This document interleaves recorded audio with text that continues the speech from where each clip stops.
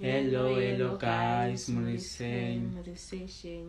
Guys, besides zvatakapfeka zvedu tava nenyaya iri very important. Dressing tanga tiri pabasa, so tangobva tangofunga kuti taida kuita video iri kubva kudhara but nyaya yekuti tiri busy sometimes. Saka tasongoti regai tingozvibatanidza hedu.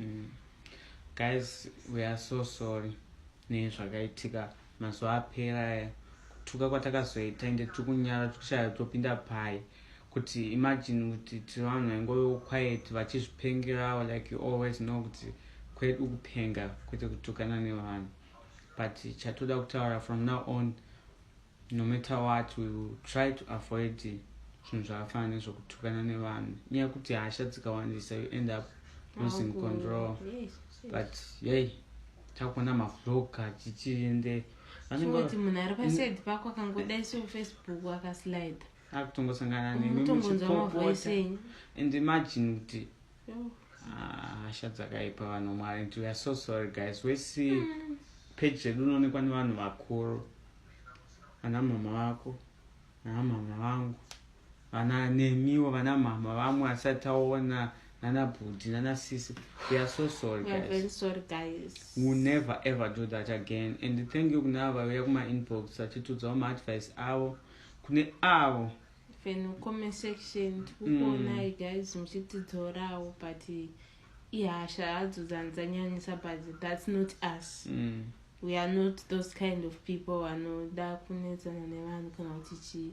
But guys, please tokumbira regerero motiregererawo guys, especially nekutoka patakatanga kupinza mumaways anga asingafani kuva achiinsista kuplatform yedu, but what happened, it's already happened. We can't take those words back.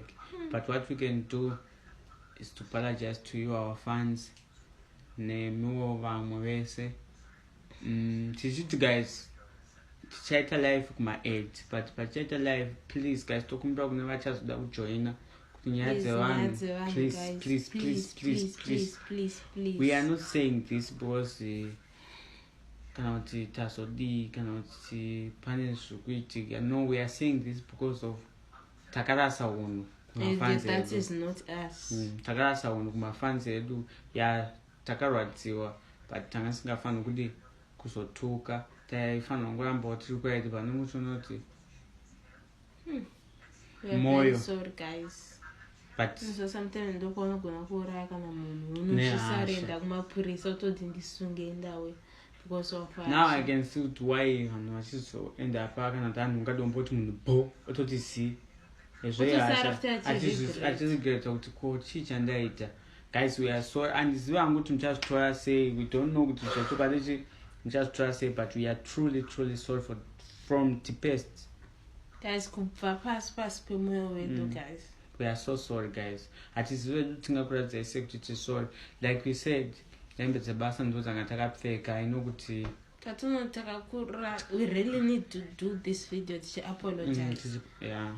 Saka tangoti regai tiite video regai tichikukumbirai regerero nekukunyadzisai kwatakauzonyanyisa tsitsika newiki yangu. Tokumbira regerero guys, nekukunyadzisai kwatakakuitai. Vabereki, vana mukoma, vana sisi, vana gogo, vana sekuru, please, we are so sorry. And chikutifadza munotida, mafollowers akukwira, and mutangozviitira zvinhu zvakanaka, mafollowers edu achikwira zvakanaka pasina kunetsana nevanhu, but hasha. Guys, an advice to you all, please don't try to solve anything munhu ane hasha, because you won't solve anything. Unotozo regret. And thank you kune vari kukanda mamessage, please tichakupindurai. Pane zvatikumbo avoida because unosangana nemamawords usindina mwana wekuti unotozobva kuna Mwari kana kutanga futi kufunga zvinhu seizvo. So pane zvatiri kuavoida, but tichaita futi rimwe video tichikuudzai, tiri kuanswera maquestion amuri kubvunza about your pages and all help that yamunenge muchida zvatinokwanisa kukuhelpaiwo. So thank you guys for listening to us.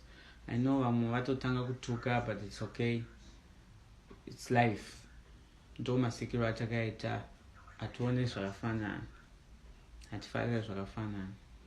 Mwari akukomborere nelove yenyu neavo vakaita effort yekuuyawo kuzotiudza kuti mazodarikira so we are so sorry guys. Thank you for listening. Really sorry. Bye. Thank you for love and support. Also yao live imonawo, but please vachajoina tichakujoinisai, but funzai zvimwe guys, mavo stuff, but not please. Love you guys. I hope